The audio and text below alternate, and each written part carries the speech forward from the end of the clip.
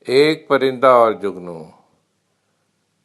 سرے شام ایک مرغ نغمہ پیرا کسی ٹہنی پہ بیٹھا گا رہا تھا۔ چمکتی چیز ایک دیکھی زمین پر، اڑا طائر اسے جگنو سمجھ کر۔ کہا جگنو نے او مرغ نوارس، نہ کر بے کس پہ منقارِ ہوس تیز۔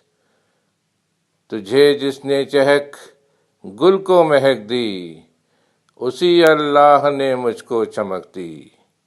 لباس نور میں مستور ہوں میں، پتنگوں کے جہاں کا طور ہوں میں۔ چہک تیری بہشت گوش اگر ہے، چمک میری بھی فردوس نظر ہے۔ پروں کو میرے قدرت نے ضیاء دی، تجھے اس نے صدائے دلربا دی۔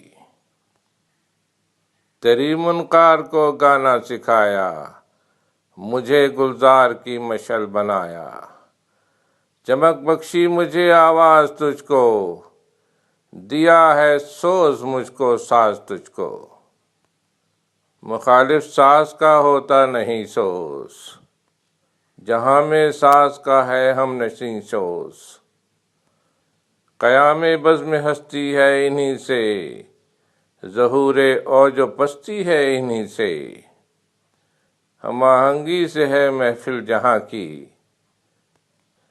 اسی سے ہے بہار اس بوستاں کی۔